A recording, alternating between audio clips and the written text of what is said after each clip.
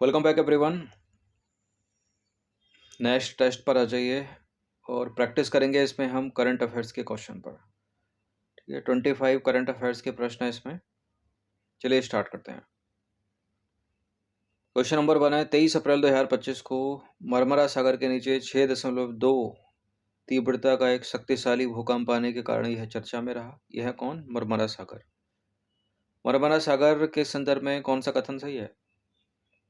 Marmara सागर Europe और Asia के बीच, Europe और अफ्रीका के बीच, अफ्रीका और एशिया के बीच, यूरोप और दक्षिण अमेरिका के बीच स्थित है। मरमरा सागर कहाँ पर है? मरमरा सागर है यूरोप और एशिया के बीच में, तुर्की के पश्चिमी भाग में स्थित है। ए है इसका आंसर। मरमरा सागर की अवस्थिति यूरोप और एशिया के बीच तुर्की के पश्चिमी भाग में स्थित है। यह तुर्की के एशियाई और यूरोपीय हिस्सों को प्राकृतिक रूप से अलग करता है और यह एजियन सागर और काला सागर के बीच एक सेतु के रूप में कार्य करता है। भूकंप आने का कारण क्या था? नॉर्थ अनातोलियन फॉल्ट के पास इसकी अवस्थिति के कारण यह क्षेत्र भूकंपीय दृष्टि से संवेदनशील है। आर्थिक महत्व, यह एजियन और काला सागर के मध्य मुख्य जलमार्ग है मरमरा सागर, और इस क्षेत्र से होकर वैश्विक व्यापार और नौवहन गतिविधियां होती हैं। साथ ही तुर्की की अर्थव्यवस्था में समुद्री परिवहन, मत्स्य और पर्यटन उद्योग का महत्वपूर्ण योगदान है।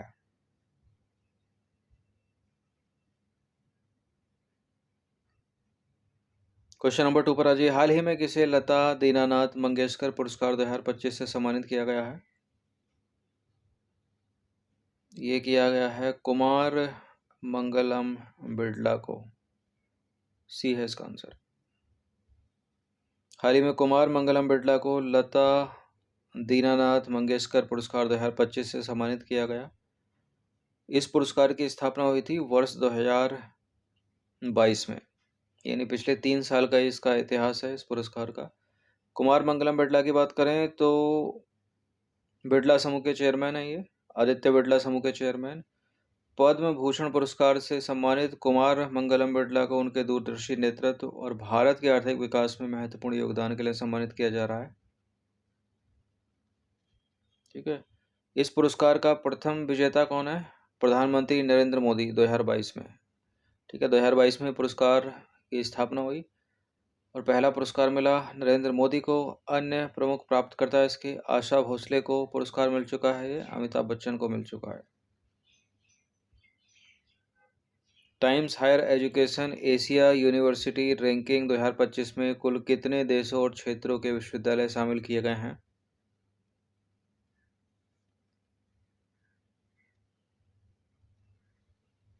पैंतीस। देखिए, इस वर्ष की रैंकिंग में 35 देशों और क्षेत्रों के 853 विश्वविद्यालयों को शामिल किया गया है। भारत की स्थिति देखें, जो IISc बेंगलुरु है उसको 38वां स्थान प्राप्त हुआ है। 2024 में उसको 32वां स्थान प्राप्त हुआ था। ठीक है, यानी रैंकिंग करिए फिर भी भारत का सर्वोच्च संस्थान के रूप में ये प्रथम स्थान पर बना हुआ है। ठीक है, भारत के परिदृश्य में देखें तो वैसे तो 38वें स्थान पर है 853 विश्वविद्यालयों में। चीन का दबदबा रहा, क्योंकि चीन जो प्रथम स्थान हासिल किया वो सिंघुआ विश्वविद्यालय ने हासिल किया चीन के, और दूसरा स्थान भी पेकिंग विश्वविद्यालय चीन का। क्वेश्चन नंबर 4 पर आ जाइए। भारतीय रिजर्व बैंक यानी RBI ने अपनी बैंकों को अपनी वेबसाइटों को किस नए डोमेन पर स्थानांतरित करने के लिए निर्देश दिया है? बैंक.in, gov.in, बैंक.com या फिर fin.in? इसका आंसर है बैंक.in। ठीक है, इन जो है इंडिया को संदर्भित करता है। भारतीय रिजर्व बैंक यानी RBI ने सभी बैंकों को निर्देश दिया है कि वे अपने वेबसाइटों को एक नए और सुरक्षित डोमेन बैंक.in पर स्थानांतरित करें। इसका उद्देश्य है डिजिटल धोखाधड़ी को रोकना और ऑनलाइन बैंकिंग की सुरक्षा को सुदृढ़ करना। बैंकों को 31 अक्टूबर 2025 तक अपनी वेबसाइटों को, कब तक? 31 अक्टूबर 2025 तक अपनी वेबसाइटों को बैंक.इन डोमेन पर स्थानांतरित करना अनिवार्य है। बैंक.इन डोमेन केवल भारतीय बैंकों के लिए आरक्षित होगा। इस टेस्ट सीरीज की या फुल टेस्ट सीरीज से जुड़ सकते हैं। ये नंबर इस पर कॉल या व्हाट्सएप करके पेड टेलीग्राम ग्रुप को ज्वाइन करके। क्वेश्चन नंबर 5 है, स्वीडन और कनाडा के वैज्ञानिकों की टीम ने किन देशों के बीच डेविस स्ट्रेट में एक नया महाद्वीप खोजने का दावा किया है, जिसे Davis Strait proto micro continent नाम दिया गया है। Davis Strait proto micro continent है ग्रीनलैंड और कनाडा के बीच में। स्वीडन एवं कनाडा के वैज्ञानिकों की टीम ने ग्रीनलैंड एवं कनाडा के बीच डेविस स्ट्रेट में एक नया महाद्वीप खोजने का दावा किया, जिसे Davis Strait proto micro continent नाम दिया गया है। यह खोज प्लेट विवर्तनिकी और उत्तरी अटलांटिक क्षेत्र के भूगर्भीय इतिहास को समझने में महत्वपूर्ण है। हाल ही में चर्चा में रहा आक्रमण अभ्यास किससे संबंधित है? आक्रमण अभ्यास है भारतीय वायुसेना का अभ्यास। हाल ही में भारतीय वायुसेना ने आक्रमण नामक एक बड़े स्तर का अभ्यास का आयोजन किया। इसका संचालन पूर्वी पश्चिमी और मध्य वायुसैनिक कमानों के एयरबेसों से किया गया। विश्व बौद्धिक संपदा दिवस के संदर्भ में सही कथन है। प्रत्येक वर्ष 26 अप्रैल को विश्व बौद्धिक संपदा दिवस मनाया जाता है। इस दिवस का आयोजन एमनेस्टी इंटरनेशनल द्वारा किया जाता है। विश्व बौद्धिक संपदा दिवस का आयोजन 26 अप्रैल को किया जाता है हर साल। इसका आयोजन किया जाता है विश्व बौद्धिक संपदा संगठन के द्वारा, न कि एमनेस्टी इंटरनेशनल।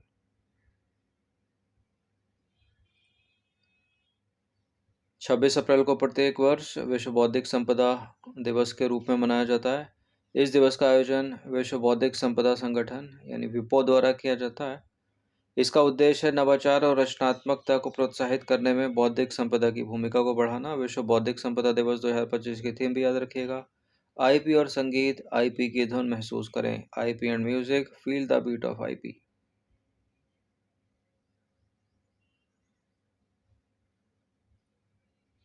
हाल ही में निम्नलिखित में से किस देश ने एक नए हाइड्रोजन बम उपकरण का सफल परीक्षण किया? नए हाइड्रोजन बम उपकरण का सफल परीक्षण किया है चीन ने। चीन ने एक ऐसे हाइड्रोजन बम उपकरण का सफल परीक्षण किया है जो पारंपरिक परमाणु सामग्री के बिना फायरवॉल उत्पन्न करता है और पूर्णतः रासायनिक प्रतिक्रियाओं पर आधारित है। तो चीन का नाम याद रखिएगा। हाल ही में समाचारों में रहा नवपाषाणकालिक स्थल मेहरगढ़ कहाँ स्थित है? मेहरगढ़ है पाकिस्तान के बलूचिस्तान प्रांत में। बी है इसका आंसर। देखिए, नेचर पत्रिका में नवपाषाणकालिक या नवपाषाणिक स्थल मेहरगढ़ के संबंध में प्रकाशित एक नए शोध ने मेहरगढ़ पर अब तक के अध्ययनों को चुनौती दी है। मेहरगढ़ के बारे में बात करें तो पाकिस्तान के बलूचिस्तान प्रांत में बोलन दर्रे के पास कच्छी मैदान में स्थित एक नवपाषाणिक स्थल है। ये मेहरगढ़ को हड़प्पा संस्कृति का पूर्ववर्ती माना जाता है। भौगोलिक महत्व, यह स्थल दक्षिण एशिया को ईरान एवं पश्चिमी एशिया से जोड़ने वाले प्राचीन मार्ग पर स्थित है।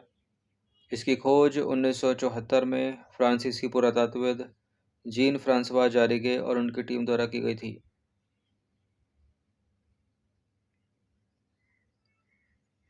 क्वेश्चन नंबर 10 है, निम्नलिखित में से कहां पर वैज्ञानिकों ने सेटेरियम क्यूरियोसोलस नामक तितली की एक नई प्रजाति की पहचान की है, जो लगभग 40,000 वर्षों से अपने निकटतम संबंधियों से पूरी तरह से अलग थलग रही। सेटेरियम क्यूरियोसोलस नामक तितली की एक नई प्रजाति की पहचान की गई है।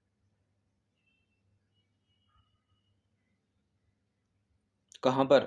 भारत के पश्चिमी घाट में, पश्चिम बंगाल के दार्जिलिंग में, कनाडा के रॉकी पर्वतों में या अरुणाचल प्रदेश के जंगलों में।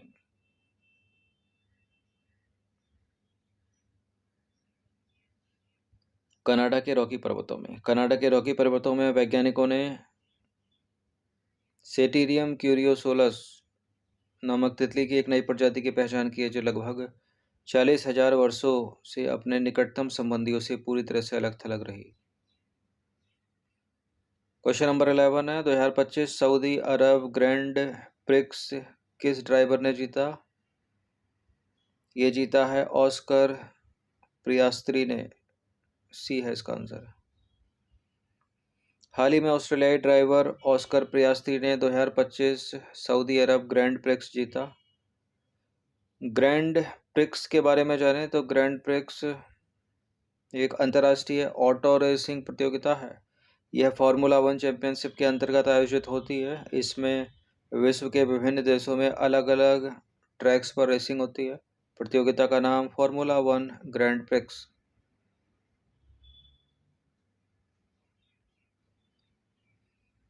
12वां प्रश्न है निम्नलिखित में से किसे international centre for films for children and young people का अध्यक्ष चुना गया है?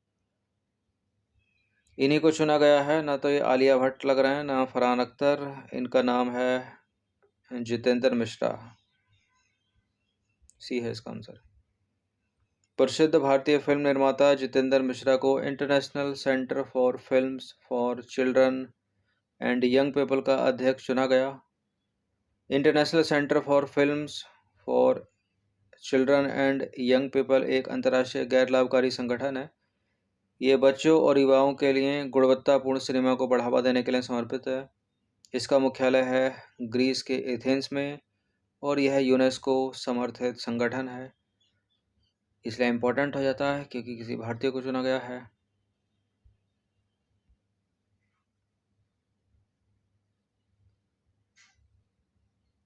तेरहवां प्रश्न है हाल ही में किस शहर में भारत के सबसे बड़े अंतर्राष्ट्रीय क्रूज टर्मिनल का उद्घाटन किया गया? मुंबई में किया गया है ये। भारत के सबसे बड़े cruise terminal Mumbai international cruise terminal का संचालन शुरू हुआ। इसका उद्घाटन केंद्रीय पोर्ट्स शिपिंग और जलमार्ग मंत्री सर्बानंद सोनोवाल ने किया। Mumbai international cruise terminal cruise Bharat mission के तहत विकसित किया गया है जिसका उद्देश्य क्या? भारत को वैश्विक क्रूज पर्यटन मानचित्र पर प्रमुख स्थान दिलाना। मलेरिया के संदर्भ में निम्नलिखित में से कौन सा कथन सही है? विश्व मलेरिया दिवस हर साल 25 अप्रैल को मनाया जाता है। मलेरिया प्लाज्मोडियम नामक परजीवी से होता है। यह मच्छर के काटने से फैलता है। एनोफ्लीज मादा मच्छर। उपरोक्त सभी कथन सही हैं। सारे सही हैं ये। ठीक है। मलेरिया डेंगू इन पर प्रश्न बनते हैं कैसे होता है, कैसे फैलता है, कौन फैलाता है। विश्व मलेरिया दिवस हर साल 25 अप्रैल को मनाया जाता है। 2025 की थीम भी है। क्या है थीम? मलेरिया का अंत हमारे साथ, पुनर्निवेश, पुनर्कल्पना और पुनर्जागृति। भारत का लक्ष्य क्या है? वर्ष 2030 तक मलेरिया मुक्त देश बनाना। मलेरिया क्या है? मलेरिया एक परजीवी जनित रोग है जो प्लाज्मोडियम नामक परजीवी से होता है। मादा एनाफिलीज मच्छर के काटने से होता है और भारत में प्लाज्मोडियम वाइवैक्स और प्लाज्मोडियम फैल्सीपैरम प्रमुख हैं।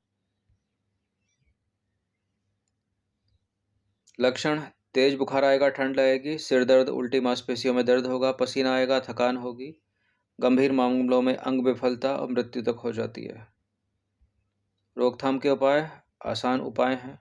मच्छरदानी का उपयोग कीजिए, जल भराव को रोक दीजिए। इधर उधर कहीं जल जमा हो रहा है तो उसको जमने ना देना, मतलब इकट्ठा होने ना देना, क्योंकि उसी में लार्वा पनपता है मच्छर का।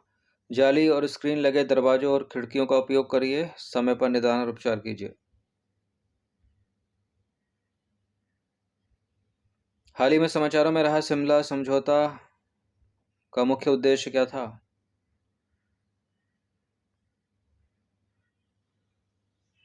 शिमला समझौता, सिंधु जल संधि, ये समाचारों में रहे कि भारत और पाकिस्तान के बीच चल रहा था युद्ध। शिमला समझौते का मुख्य उद्देश्य है 1971 के युद्ध के बाद शांति और सामान्य स्थिति बहाल करना। क्यों न्यूज़ में था ये? जम्मू कश्मीर के पहलगांव की बेसन घाटी में हुए आतंकी हमले के बाद भारत सरकार ने पाकिस्तान के खिलाफ कई बड़े फैसले लिए। इसमें बाघा बॉर्डर बंद कर दिया, सार्क वीजा सुविधा निलंबित कर दी, सिंधु जल संधि रोक दी भारत ने। इसके जवाब में पाकिस्तान ने भी एक के बाद एक जवाबी कदम उठाए।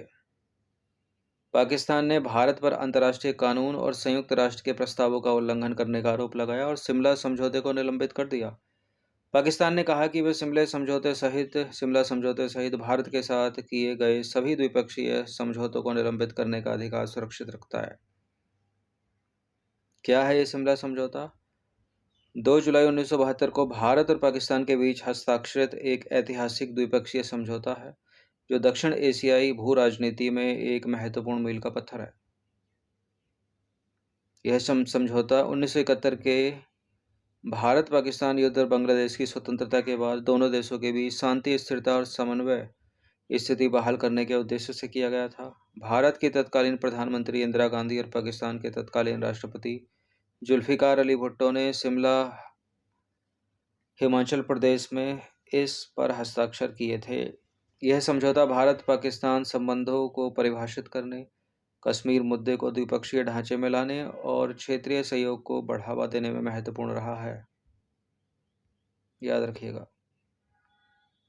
आईएमडी के अनुसार मैदानी और पहाड़ी क्षेत्र में तापमान का कितना अधिक हो जाने पर उसे हीट वेव कहा जाता है, यानी ग्रीष्म लहर। देखिए, मैदानी क्षेत्रों का तापमान 40 डिग्री सेल्सियस और पहाड़ी क्षेत्रों का 30 डिग्री सेल्सियस से अगर अधिक है तो हीट वेव्स है वो। क्या है हीट वेव? भारत में गर्मी के मौसम के दौरान तापमान में अत्यधिक वृद्धि एवं सामान्य किंतु खतरनाक परिघटना है जिसे हीट वेव्स यानी ग्रीष्म लहर कहा जाता है। आईएमडी के अनुसार जब मैदानी क्षेत्रों में अधिकतम तापमान 40 डिग्री सेल्सियस और पहाड़ी क्षेत्रों में 30 डिग्री सेल्सियस से अधिक होता है तथा सामान्य तापमान में 4.5 डिग्री सेल्सियस या उससे अधिक की वृद्धि दर्ज होती है तब उसे हीट वेव्स कहा जाता है। ठीक है। यदि तापमान सामान्य से 6.5 या 6.4 डिग्री सेल्सियस अधिक हो तो ये गंभीर हीट वेव्स है। नंबर 17 पर अजय, हाल ही में वैष्णव घाटी में 26 भारतीय पर्यटकों की आतंकवादियों के द्वारा निर्मम हत्या कर दी गई। वैष्णव घाटी के संदर्भ में निम्नलिखित कथनों में से कौन सा कथन सही है? वैष्णव घाटी जम्मू कश्मीर के अनंतनाग जिले में स्थित है। वैष्णव घाटी क्षेत्र से होकर प्रवाहित होने वाली सर्वाधिक महत्वपूर्ण नदी लिद्दर है, लिद्दर रिवर। यह जो नदी है पहलगाम वैष्णव घाटी अमरनाथ यात्रा मार्ग से होकर प्रवाहित होती है क्या?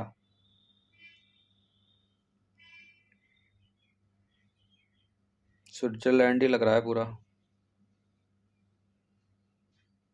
पहला भी सही है, दूसरा भी सही है, तीसरा भी सही है।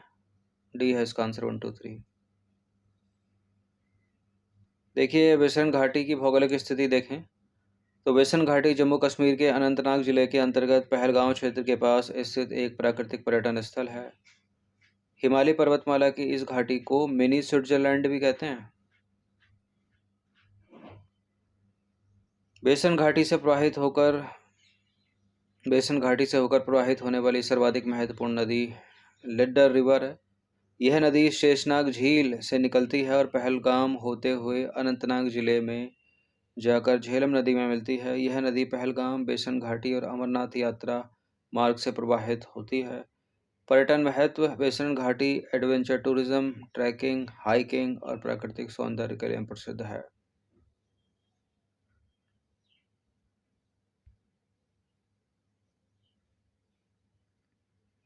हाल ही में समाचारों में रही सिंधु जल संधि के संदर्भ में कौन सा कथन सही है? 1965 में हस्ताक्षरित हुई थी ये। इस संधि पर भारत के तत्कालीन प्रधानमंत्री इंदिरा गांधी और पाकिस्तान के तत्कालीन राष्ट्रपति अयूब खान ने हस्ताक्षर किए थे। इंडस वाटर ट्रीटी 1960 में हस्ताक्षरित हुई थी, गलत है पहला वाला। और इस संधि पर भारत के तत्कालीन प्रधानमंत्री जवाहरलाल नेहरू और पाकिस्तान के राष्ट्रपति अयूब खान ने हस्ताक्षर किए थे, दूसरा भी गलत है। तो कोई भी सही नहीं है, डी है इसका आंसर। पहलगाम आतंकी हमले के बाद भारत सरकार ने पाकिस्तान के साथ सिंधु जल संधि को स्थगित कर दिया, इसलिए न्यूज़ में थी ये। क्या है सिंधु जल संधि, इंडस वाटर ट्रीटी? भारत और पाकिस्तान के बीच 19 सितंबर 1960 को कराची में हस्ताक्षरित एक जल बंटवारा समझौता है, जिसे वर्ल्ड बैंक ने मध्यस्थता के बाद 9 सालों की वार्ता के पश्चात अंतिम रूप दिया। इस संधि पर भारत के तत्कालीन प्रधानमंत्री जवाहरलाल नेहरू और पाकिस्तान के तत्कालीन राष्ट्रपति फील्ड मार्शल अयूब खान ने हस्ताक्षर किए थे। यह संधि सिंधु नदी प्रणाली की 6 नदियों सिंधु, झेलम, चिनाब, रावी, ब्यास और सतलज के जल उपयोग और बंटवारे को नियंत्रित करती है। ठीक है। विश्व बैंक की भूमिका। विश्व बैंक संधि का गारंटर और विवादों की मध्यस्थता की सुविधा प्रदान करता है।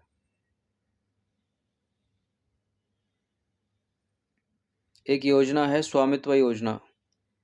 स्वामित्व योजना 24 अप्रैल 2025 को स्वामित्व योजना के क्रियान्वयन के 5 साल पूरे हो गए हैं। इस योजना के लिए नोडल मंत्रालय की पहचान करनी है। कौन चला रहा था इस योजना को 5 सालों से? पंचायती राज मंत्रालय। स्वामित्व योजना के बारे में 24 अप्रैल 2020 को राष्ट्रीय पंचायती राज दिवस के अवसर पर इसका आरंभ किया गया था, यानी 5 साल हो गए 24 अप्रैल 2025 को। स्वामित्व योजना का पूरा नाम क्या है? गांव का सर्वेक्षण एवं ग्रामीण क्षेत्रों में बेहतर तकनीक के साथ मानचित्रण। ठीक है। Survey of villages and mapping with improvised technology in village area. स्वामित्व। पंचायती राज मंत्रालय नोडल मंत्रालय है। कार्यान्वयन निकाय भारतीय सर्वेक्षण विभाग और तकनीकी सहयोग तकनीकी भागीदारी के रूप में राष्ट्रीय सूचना विज्ञान केंद्र सेवा शामिल है।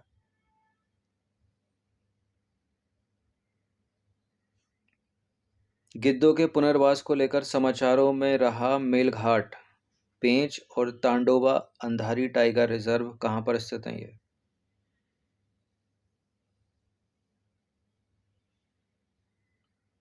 महाराष्ट्र भी इसका आंसर हो जाएगा, लेकिन सबसे अच्छा उत्तर होगा इसका महाराष्ट्र मध्य प्रदेश दोनों। सी है इसका आंसर। देखिए, पृथ्वी दिवस के अवसर पर 22 अप्रैल 2025 को हरियाणा के पिंजौर स्थित जटायु संरक्षण प्रजनन केंद्र से 34 गिद्धों को महाराष्ट्र के बाघ अभयारण्यों में स्थानांतरित किया गया। यह स्थानांतरण गिद्ध पुनर्वास कार्यक्रम के तहत किया गया। तो महाराष्ट्र के पिंजौर से कहाँ लाए गए? हरियाणा के पिंजौर से कहाँ लाए गए? महाराष्ट्र के बाघ अभयारण्यों में। स्थानांतरण से संबंधित प्रमुख बिंदु की बात करें, जो स्थानांतरित गिद्ध हैं वो हैं 20 लॉन्ग विल्ड वल्चर और 14 वाइट रम्प्ड वल्चर। स्थानांतरण स्थल गिद्धों को महाराष्ट्र के मेलघाट, पेंच और ताडोबा अंधारी टाइगर रिजर्व में स्थानांतरित किया गया है। ठीक है। महाराष्ट्र मेलघाट में, ताडोबा अंधारी महाराष्ट्र में। मेलघाट महाराष्ट्र में, ताडोबा अंधारी भी। लेकिन ये जो पेंच है इसकी अवस्थिति महाराष्ट्र और मध्य प्रदेश दोनों है, इसलिए वहाँ उत्तर सी था। पेंच टाइगर रिजर्व जो है मध्य प्रदेश राज्य के शिवनी और छिंदवाड़ा जिले में स्थित है, जो महाराष्ट्र राज्य की सीमा से भी लगा हुआ है। पेंच टाइगर रिजर्व का कुल 758 वर्ग किलोमीटर सफारी क्षेत्र में से 257 वर्ग किलोमीटर महाराष्ट्र में विस्तृत है। यह सतपुड़ा रेंज के दक्षिणी भाग में पेंच नदी के किनारे स्थित है और बाकी का एमपी में। इसलिए इसका उत्तर महाराष्ट्र और मध्य प्रदेश दोनों। एमपी नहीं हो तो महाराष्ट्र लगा देना।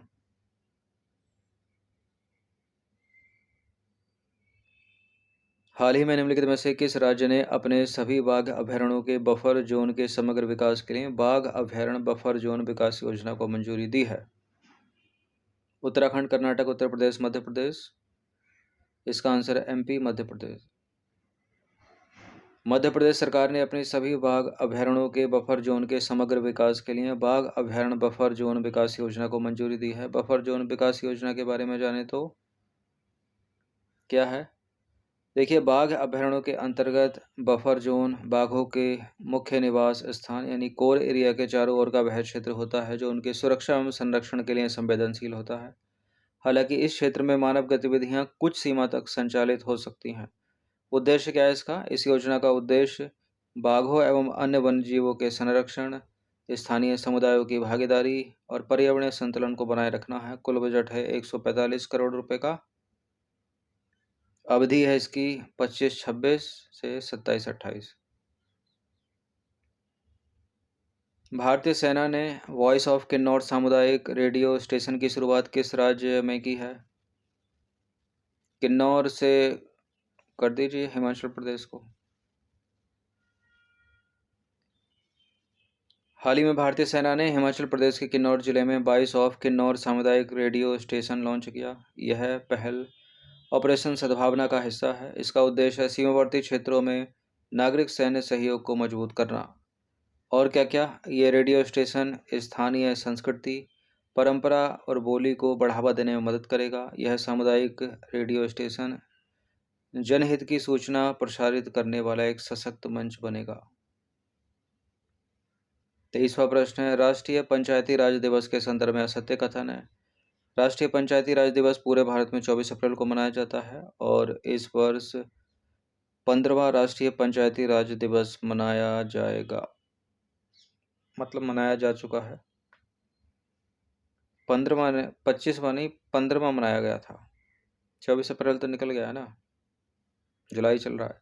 तो पहला वाला सही है, दूसरा वाला गलत है। केवल अच्छा गलती बताना है तो इसका आंसर हो जाएगा बी।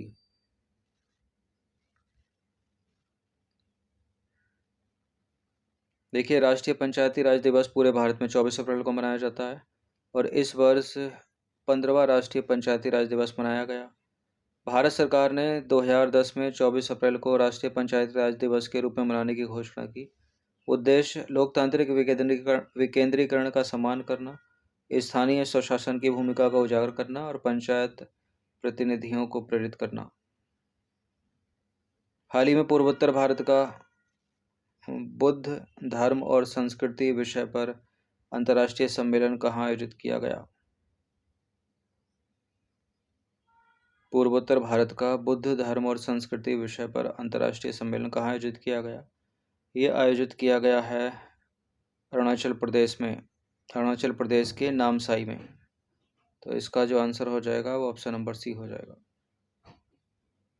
अरुणाचल प्रदेश के नामसाई में पूर्वोत्तर भारत का बुद्ध धर्म और संस्कृति विषय पर 2 दिवसीय अंतर्राष्ट्रीय सम्मेलन का आयोजन हुआ। अंतर्राष्ट्रीय सम्मेलन इसलिए इम्पोर्टेंट है। इस सम्मेलन का उद्घाटन किया उप मुख्यमंत्री जोना मीन ने, अरुणाचल प्रदेश की। 25वां प्रश्न है, हाल ही में चर्चा में रहे खोकजोम दिवस के संदर्भ में सही कथन है। खोकजोम दिवस अरुणाचल प्रदेश में मनाया जाता है। यह दिवस खोकजोम की लड़ाई की याद में मनाया जाता है जो 1891 में हुई थी। इस तरह का प्रश्न एग्जाम्स में आता है तो अधिकतर जो कटेगा वो राज्य को लेकर ही कटेगा। ठीक है, दूसरा वाला सही कर देते हैं, डेट वेट गलत नहीं करते हैं। हिस्ट्री में डेट वेट गलत होती है।